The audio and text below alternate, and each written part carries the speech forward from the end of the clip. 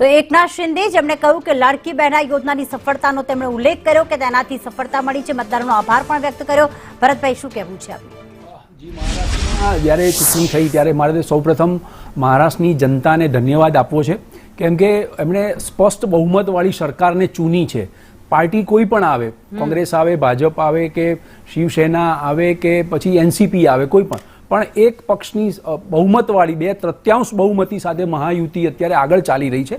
અત્યાર સુધીના જે પરિણામ આવ્યા છે તો અને એમાં પણ મહાયુતિમાં પણ ભાજપ જે રીતે ચૂંટણી લડી છે 148 બેઠકમાંથી 123 બેઠક, એટલે જબરજસ્ત મેજિક જેને કહેવાય પરિણામમાં જોવા મળી રહ્યું છે.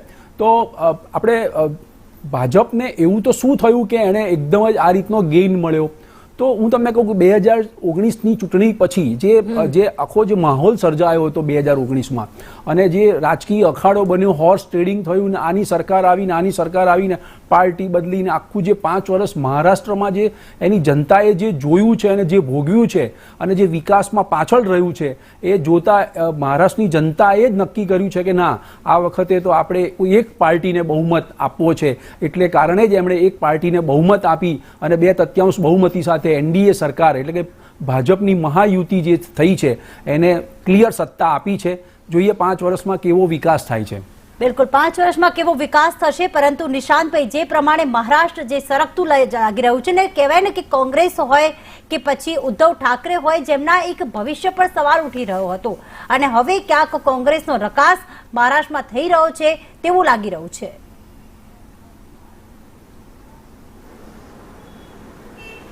ના પ્રીતિ, બિલકુલ જે પ્રમાણેના આંકડા સામે આવ્યા છે, લગભગ 12:15 થયા છે, એટલે ઓલમોસ્ટ પરિસ્થિતિ ખૂબ જ ક્લિયર થઈ ગઈ છે. પછી મહારાષ્ટ્ર હોય, ઝારખંડ હોય, વાવ હોય કે અન્ય 48 વિધાનસભાની જે પેટા ચૂંટણી થઈ, અમે સ્વીકારીએ છીએ કે મહારાષ્ટ્રમાં મહાવિકાસ આઘાડીનું જે અમારું ગઠબંધન પરફોર્મ નથી કરી શક્યું.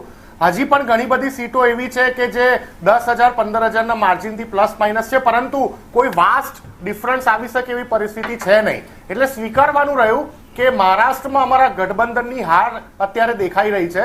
પરંતુ સાથે સાથે જે મુદ્દાઓ પર અમે ચૂંટણી લડ્યા, જે રીતે ખેડૂતોની આત્મહત્યાઓ પર અમે ચર્ચા કરી, અમે ખેડૂતોના દેવા ઉપર ચર્ચા કરી, અમે મોંઘવારી ઉપર, બેરોજગારી ઉપર ચર્ચા કરી, એ મુદ્દા તો અકબંધ એવાની વાત છે.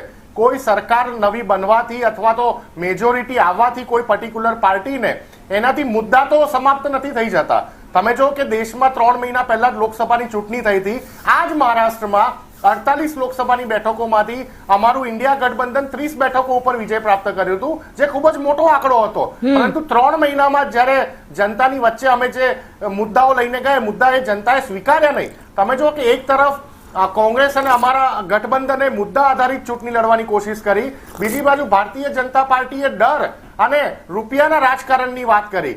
જેવી રીતે તમે જો કે મહારાષ્ટ્રમાં ચૂંટણી 20 તારીખે છે, છેલ્લા ફેઝનું ઇલેક્શન હતું, એના આગલા દિવસે રાષ્ટ્રીય મહાસચિવ ભારતીય જનતા પાર્ટીના વિનોદ તાવડે કરોડો રૂપિયા સાથે હોટલમાં પકડાય. એટલે કોક ને કોક જગ્યા ઉપર ચૂંટણીને પૈસાના માધ્યમ, રૂપિયાના માધ્યમ દ્વારા ઇન્ફ્લુઅન્સ કરવાની પણ ભારતીય જનતા પાર્ટીને એમની ગઠબંધનની પાર્ટીઓ દ્વારા કોશિશ કરવામાં આવી.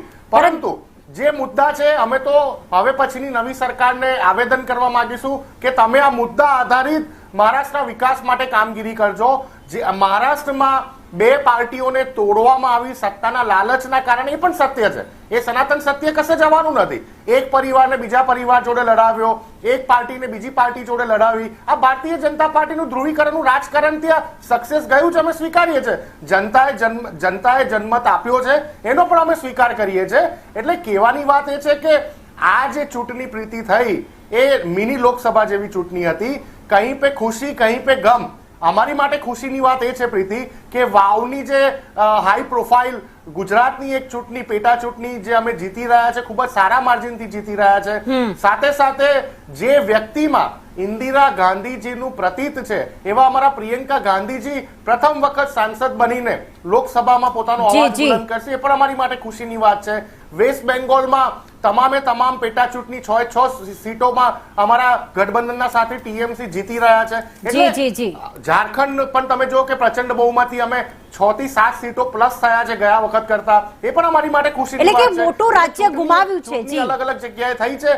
ક્યાંક અમારે ગમ છે, ક્યાંક અમારે ખુશી છે. બિલકુલ, એક મોટું રાજ્ય ભલે કહેવાય ને કે હાથમાં હતું નહીં, પણ અત્યારે ગુમાવવાનો વારો આવ્યો છે. પણ કોંગ્રેસના ત્યાંના પ્રદર્શન ઉપર મહારાષ્ટ્ર પર અનેક સવાલો ઊભા થઈ રહ્યા છે, પણ હા, ઝારખંડમાં સારું પ્રદર્શન કર્યું છે, પરંતુ અહીંયા ઝારખંડ મુક્તિ મોરચાને પણ ન ભૂલાય, કારણ કે 29 બેઠકો પર અત્યારે એ જ એકલા હાથે જ આગળ વધી રહ્યું છે.